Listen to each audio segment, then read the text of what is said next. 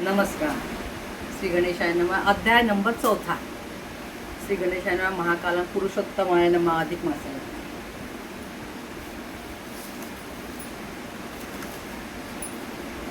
श्री गणेश. मागच्या अध्यायात मलमाचा पुरुषोत्तम नाव कसे प्राप्त झाले याबद्दलची माहिती मी तुम्हाला सांगितली आहे. आता युधिष्ठिरा पुढची कथा यावनी सुरस आहे. श्रोत्यांनी ऐकताना सावध व्हावे, मन लावून ही कथा ऐकावी. श्रीकृष्ण म्हणतात, हे धर्मराजा, ही पांचाली जी तुमची भार्या आहे म्हणजे द्रौपदी, ही आता हे द्रौपदीचा पूर्वजन्माचा वृत्तांत सुरू होत आहे. श्रोत्यांनी लक्ष देऊन ऐकावे. हे धर्मराजा, ही पांचाली द्रौपदी तुमची भार्या आहे. पूर्वजन्मात, मागच्या जन्मात मेघावी नावाच्या ब्राह्मणाची सुंदर कन्या होती. ती चंद्रकलाप्रमाणे वयाने वाढत असताना तेव्हा 10 वर्षाची झाली तेव्हा ती फारच सुंदर दिसू लागली. सिंहाप्रमाणे तिची कटी, चंद्रासारखे सुंदर वदन म्हणजे चेहरा, हरणीप्रमाणे डोळे, त्यामुळे तिचे सौंदर्य फारच खुरून दिसत होते. ती लावण्यखानी या भूतलावर रंभा चौथीने झाली आहे असे वाटे. ती पित्याची एकटीच असल्यामुळे वडिलांची आवडती होती. तिची आई लहान असताना स्वर्गवासी झाल्यामुळे तिची पालन पोषण तिच्या वडिलांनीच केले. त्यामुळे तिच्या वडिलांना तिच्या वाचून करमत नसे. तिचे पुत्राप्रमाणे लालन पालन केले व प्रेम केले होते. मेधावीने तिने पण अलंकार शास्त्रात, साहित्यशास्त्रात निपुणता प्राप्त केली होती. ती नीतिशास्त्र जाणत होती. तिच्या चातुर्यादी सर्व गुण भरपूर होते. अशी ती ब्राह्मणाची मुलगी सकळ सद्गुणाने युक्त अशी तिच्याबरोबर तिच्या मैत्रिणी पण सोबत करीत असत. त्या पती पुत्र पौत्रिकांचे सुख भोगत होत्या. मेघावीची जे कन्या होती ती तिच्याबरोबरच्या मैत्रिणी वगैरे होत्या, त्यांचे सगळ्याचे लग्न झाले होते. त्यांना पुत्र पौत्रादी घर संसार सर्व होते. तशी हिच्याही मनात फार इच्छा व्हायची की माझं पण लग्न व्हायला पाहिजे, मला पती कसा मिळेल, मला पण संतान व्हायला पाहिजे, तो सद्गुण असेल का, मला मुलं केव्हा प्राप्त होतील, मी दुर्भाग्य आहे, हे मी शक्यच नाही असेही ते मनातल्या मनात ठरवेल. आणि आपण ज्या काही इच्छा आकांक्षा मनात धरत आहोत त्या व्यर्थ आहेत. देवा मी काय करू, कोणत्या देवाचे पाय धरू, मी कोणत्या ऋषीची सेवा करू, मी कोणत्या तीर्थक्षेत्रात जाऊन आपले आयुष्य घालू म्हणजे मला पती पुत्र व संतान वगैरे सर्व सुख मिळेल. मला काहीच सुचत नाही. हे माझे भाग्य झोपलेले आहे असे मला वाटते. माझे वडील पंडित आहे, फक्त ते माझ्यासाठी मूर्खच आहे. माझ्या नशिबाने असे वाटते, कारण माझा विवाह काळ संपून गेला आहे तरी माझ्या वडिलांनी माझे लग्न करून दिलेले नाही. मी माझ्या सर्व मैत्रिणी वयाने मोठी असून सुद्धा कुमारी दुःख भोगते आहे.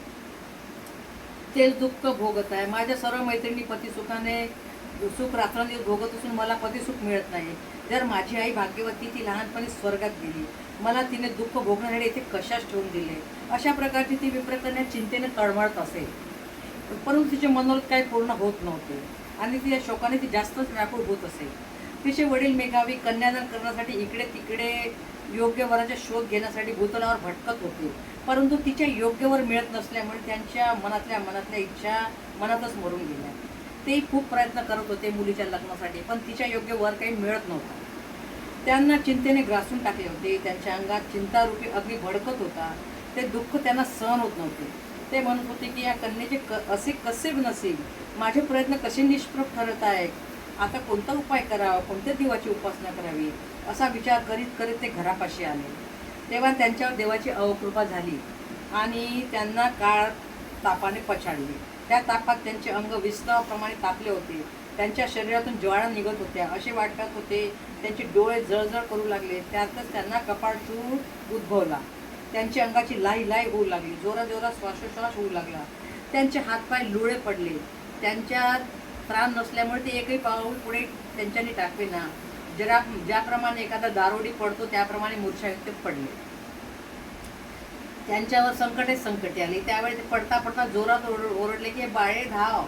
पिताचे शब्द कानी पडताच ते घाबरले व त्या ठिकाणी मेघावी ब्राह्मण पडलेले होते त्या ठिकाणी ती आली. त्यांची ते मरणमुख अवस्था पाहून ती घाबरली. मेघावीचे शरीर कापत होते.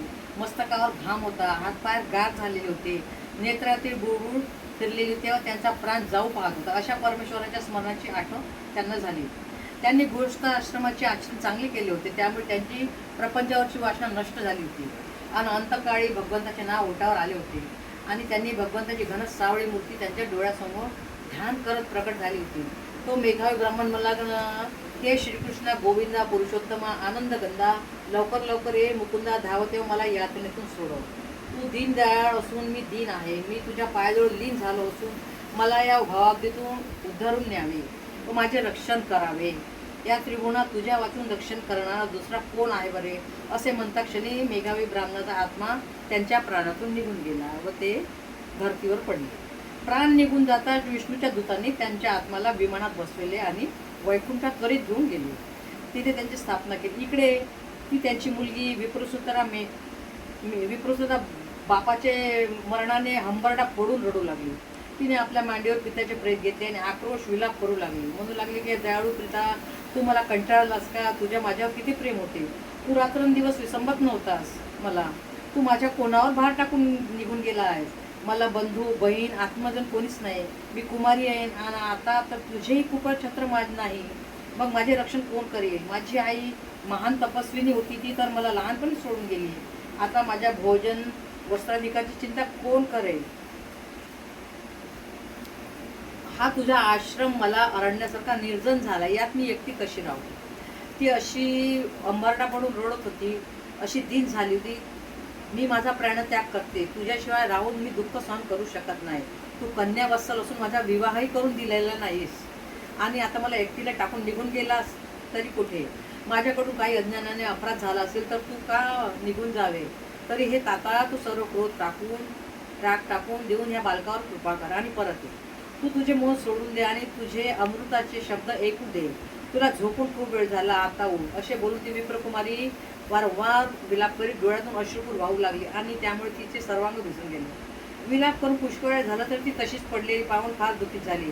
ती कुरकिड्याप्रमाणे कधी बारीक तर कधी कर्कश आवाजात रडत असलेली पाहून वनातील सर्व ब्राह्मण मंडळी तिथे आली आणि म्हणू लागली, या वनात अशा आर्त स्वरात कोण रडत आहे? मग त्यांनी काही वेळ स्तब्ध राहून तो स्वर कोठून येत आहे याचा मागोवा घेतला आणि त्या मेघावीच्या मुलीचा स्वर आहे अशी तेव्हा त्यांना समजले. तेव्हा सर्व विप्रमंडळी त्या निश्चयाने तिच्या घराकडे धावली. सर्व विप्रमंडळी तिच्या घरापाशी आली. त्यांनी मेघावीचे प्रेत आपल्या मांडीवरून तिच्या मांडीवरून घेऊन बसलेली त्यांची मुलगी त्यांना दिसली. ती दृश्य पाहून ते विप्रही रडू लागले. त्यांनी ते प्रेत तिच्या मांडीवरून अंकावरून काढून घेतले आणि तिला वेदांताच्या गोष्टी सांगून ते प्रेत स्मशानात घेऊन गेले. त्यांनी शिवाच्या शेजारी त्या प्रेताला मंत्राग्नी दिला आणि नदीत स्नान करून त्यांना तिलांजली दिली. ते ब्राह्मण त्या मेघावीच्या मुलीकडे आले. तिला आश्वासन दिले आणि ते आपापल्या घरी परत गेले. त्या विप्रकन्याच्या धैर्याची शक्य होईल तेवढे विप्रकन्याने धैर्यानं शक्य होईल तेवढे धन खर्च करून मेघावीचे आपले उत्तर कार्य पूर्ण केले. 13 दिवस ती कशी तरी त्या ठिकाणी पित्याच्या वियोगाने दारुण दुःख सहन करत राहिली. याप्रमाणे पाण्यातून काढलेली मासोळी तडफडते तशी ती तळमळ करीत कपाळावर हात लावून बसे. ती पित्याच्या आठवणीने ओक्साबोक्सा रडत असे. तिला झोप लागत नव्हती.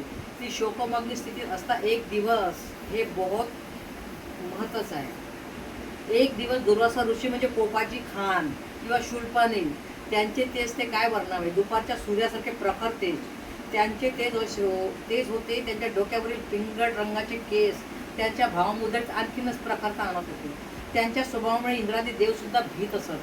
जो शापानुग्रहासाठी सामर्थ्यवान आहे त्या दुर्वासाची स्वारी विप्रकन्याकडे आली. त्या विप्रकन्याला खूपच आनंद झाला.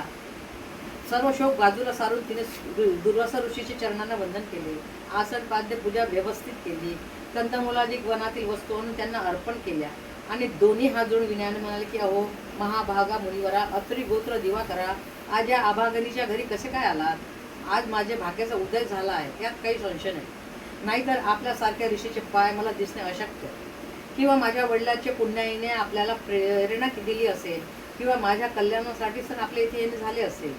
भावोद्देशाने पादरज माझ्या शरीराला आज लागले. हे दर्शन सहज लाभणे शक्यच नाही.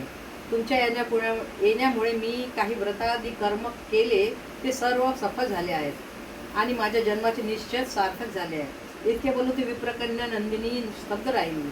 तेव्हा हास्यवदनाने दुर्वासा मुनी म्हणाले की हे सद्गुण ब्राह्मण मुली, तू तुझ्या वडिलाच्या कुळाचा आपल्या उत्तम आचरणाने उद्धार केला आहेस, या संशय नाही. मेघावी ऋषीची तपश्चर्या अतिशय उत्तम म्हणून तू सुशील झाली आहेस. कैलासाहून येता येता तुझी धर्मशीलता पाहून या आश्रमात आलो. तू माझे पूजन उत्तम प्रकारे केले म्हणून मी समाधानी झालो आहे. तू पितृकुल मंडन व गुणनिधान आहेस. मी आता बद्रिकाश्रमात जात आहे, जिथे साक्षात साक्षात नारायण ऋषी लोकांच्या कल्याणासाठी उग्र तप करीत आहे. त्यांचे दर्शन घेऊन मी माझ्या स्थानात जाईल.